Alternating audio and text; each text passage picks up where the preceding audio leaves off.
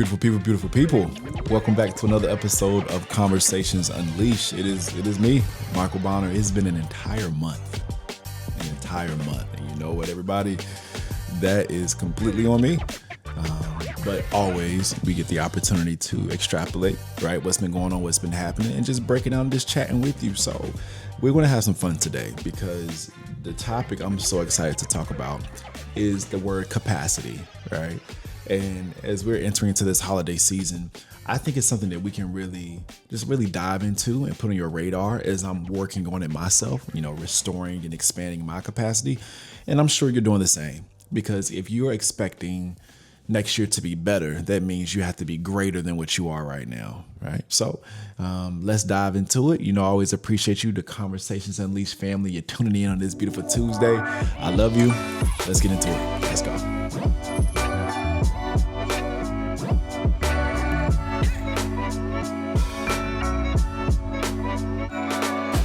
So people, it has been a minute, right? But it has been a minute and I'm okay with that. I am behind 2 episodes, maybe 3 for the entire year, but I'm okay with that. I have some ways I can make it up to you.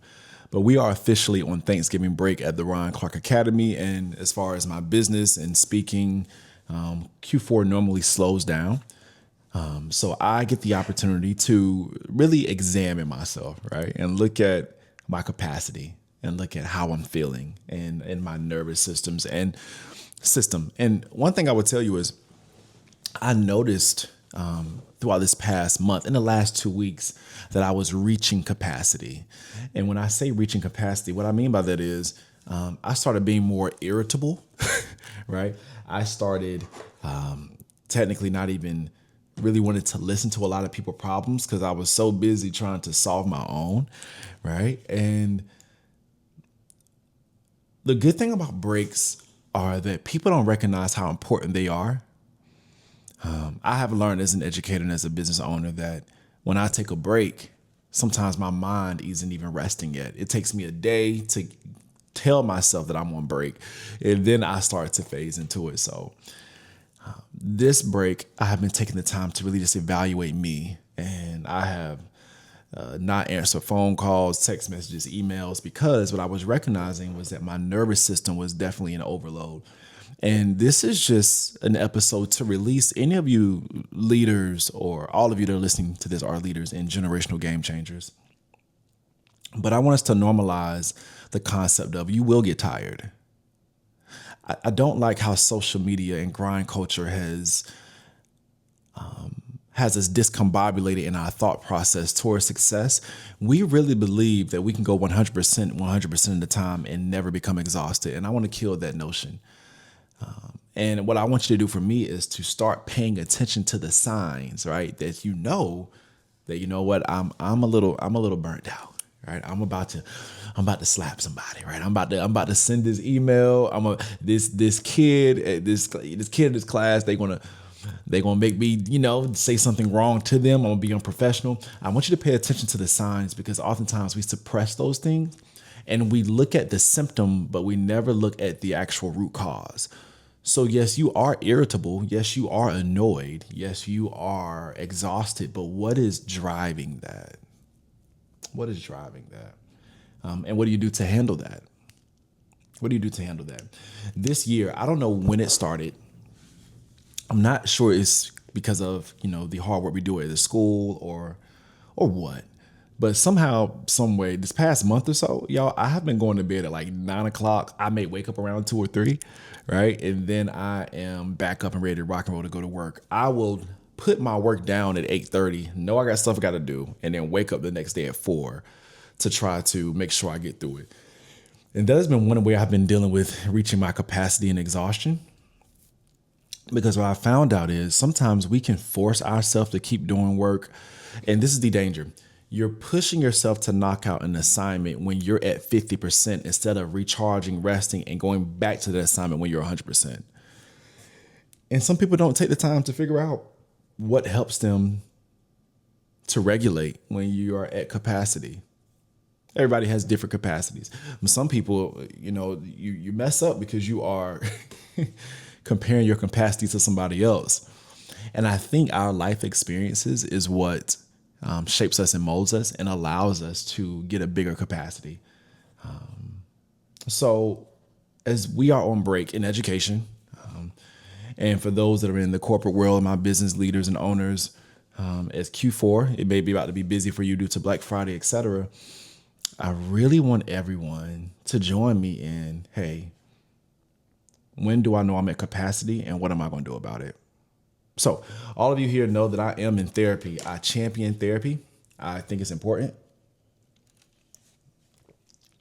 And therapy has been interesting because this year I've taught you two things. Well, one thing we can start with, two things. One, systems. Remember when my grandfather passed in April, God rest his soul, his incredible self. This year has taught me a lot about systems, but also this year has also taught me a lot about problematization. I just made it up. Problematization or problematizing things is what my therapist calls it, right? And that is when you have raw data, and what has happened is you're so used to being a problem solver or high achiever that you have troubleshooted 3 to 4 different scenarios of what could go wrong and nothing went wrong yet. Now, I do think there's a healthy balance of being prepared, but when you're doing that with no just cause, you're actually doing more harm to yourself emotionally and mentally. So I taught you about that. I taught you about the power of systems. I taught you about problematizing. I'm prioritizing that now. But the new thing in regards to handling my capacity and more so restoring my capacity today, I want to ground this podcast episode around that, is that he drew my attention to something in regards to experiences.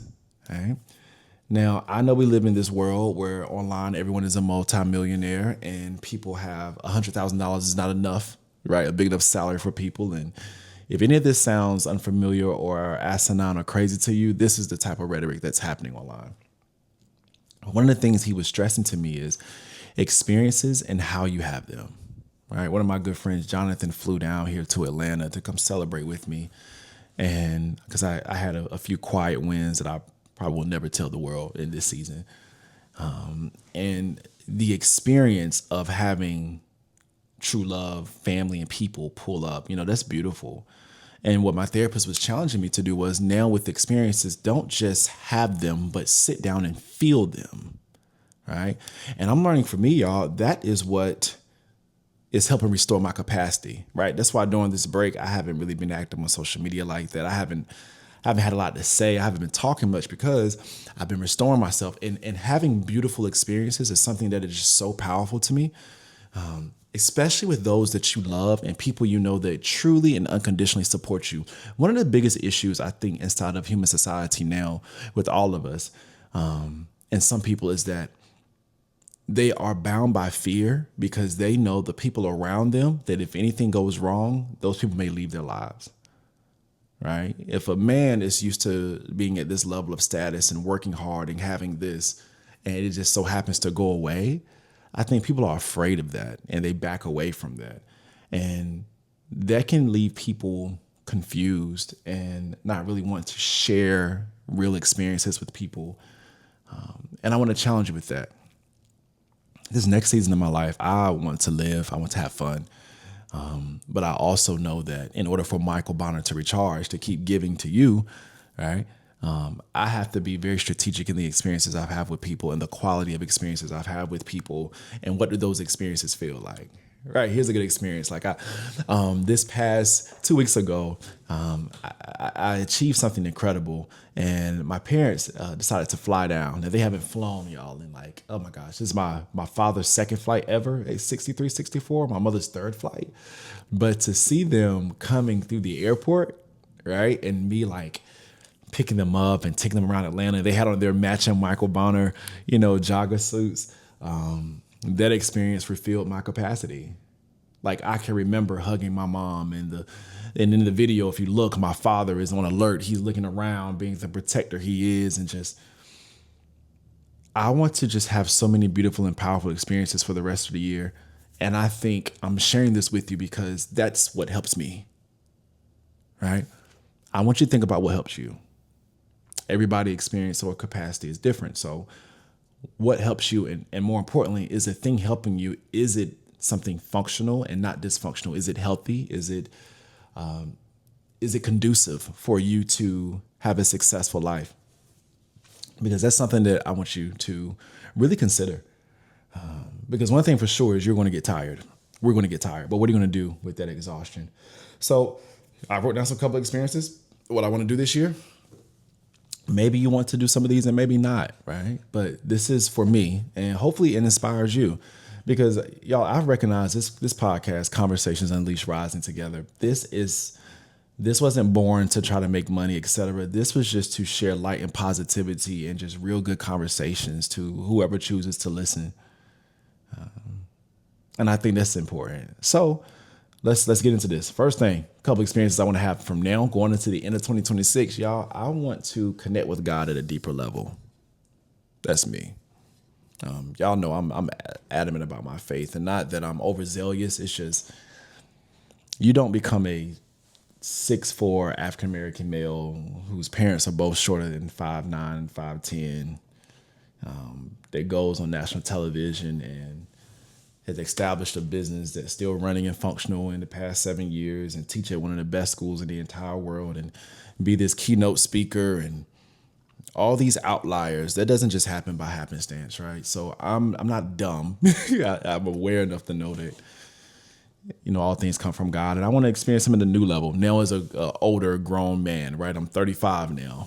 First relationship with God was like at 19, and so much has happened since that time. So that's one thing. Another thing, the beach. I don't know about y'all, but it's something about going to the beach. Am I the only one that the beach is like their favorite place to go when it's time to recharge, right? Like, let me know in the comments or in my stories, like, what are some very powerful experiences that you have, like, or places that you like to go at the beach. So for mine is at the beach.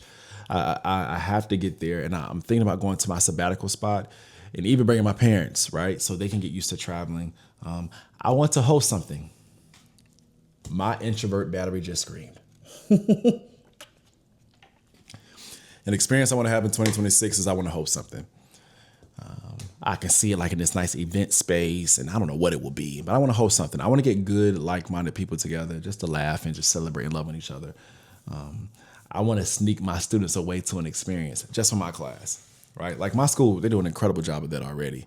RCA is incredible at that, but I want to do it for my students and just to challenge myself as an educator. I want to bless someone exponentially, but honestly, y'all, I only give when I feel led to. Like this year, thanks to the support of you and so many people, we gave when tariffs and things were happening, and when the budget for education was cut by $6 billion. Organizations that normally give book supplies and things to people or book bags were not able to do so, but we were able to provide book bags to the entire Best Academy here in Atlanta, Georgia. We also were able to buy 750 winter kits for people as the weather's about to change in Atlanta drastically. So, but with this though, I want to strategically help a teacher that's like struggling in a rough area, like how I used to be, right? Like I want to be able to step in and do something really dope and powerful. And I think God will lead me and guide me to that eventually, for sure. And as we think about this episode today, y'all, I know it may sound like I'm rambling to you, but to me, this is important and a good reminder, because one of the things that's happening in society right now is we have a group of people who will complain that no one loves them, but they don't even know how to love themselves. And I think one of the best things you can do, even not only just as a single individual, but when you do get into a relationship, right, is that you have to have the ability and the emotional wherewithal to know how to take care of yourself first, so then your person and your circle and community can therefore assist you. There is nothing worse right now at the age of 35, encountering someone where there's something wrong and they don't even know how to even help themselves. Then it becomes a greater burden to you, right? And I think that finding out and exploring your capacity, when you need to restore your capacity, what refills your capacity, what does exhaustion look like to you? I think that's one of the best things you can do for yourself into 2025, right? Y'all, this year we had SNAP benefits snatched away from people that have lost jobs. I have some friends that lost their federal job due to Doge. Doge, everybody, isn't even in operation anymore. They're not even, I think the White House released something saying that they're not even operating as an organization anymore. So think about the thousands of people that lost their jobs to an organization that's not even in function anymore. We weren't even, it's only a November. That organization didn't even make it a full term. So I said all that to say, explore your capacity and what makes you feel good. Because opposition and tribulation and those things will come, trials will come. But if you know how to try to get yourself back on track, it makes the job so much easier. It makes it so much easier. And I hope so. Now, as we go into this Thanksgiving break, I hope all of you are surrounded by love. I know holiday season, it can be unique because some people have healthy family dynamics and some people do not. All right. And please do not get caught up on social media because what you see is not always what it is. But what I will tell you today is I'm grateful for you. And I hope that you encounter love, genuine love that's so powerful and so kind and so tender to be willing to understand you as you do the work to make yourself better. I hope you really get to experience that this holiday season. And I will make sure I release some episodes and podcasts to keep you all caught up because now my capacity is being recharged and I'll be ready to rock and roll and be in full swing. All right. So this is Michael Bonner. I am signing off. I love you all so much. To every person that has ever listened to one episode of Conversations Unleashed, I appreciate you. And I hope and pray that November is great for you as we begin to go into our last month of 2025, baby. It's moving. It's almost done with. And the question is, what will we do about it? How will we execute? How will we plan? How will we rock and roll for the end of the year? Next episode, I'll make sure I'll put notes to share the progression and stuff inside of my classroom. Okay. And I also will let you know my thoughts on business going into 2026. I'm making notes right now, and also thoughts on the economy and the market. You know, here at the Bonneville, we tell you this all the time, baby. Just like Warren Buffett told and said in a famous quote, if you don't figure out how to make money work for you, you will work until you die. And if you go back to the beginning of this year, right? If you go back to the beginning of this year, 2025, when I did my opening episode, when I was in Miami on my little sabbatical and breathing, I gave you things that you need to focus on in 2025. Maybe we'll recap those things and see how they go from there. All right. So always, you know, the vibes, everybody.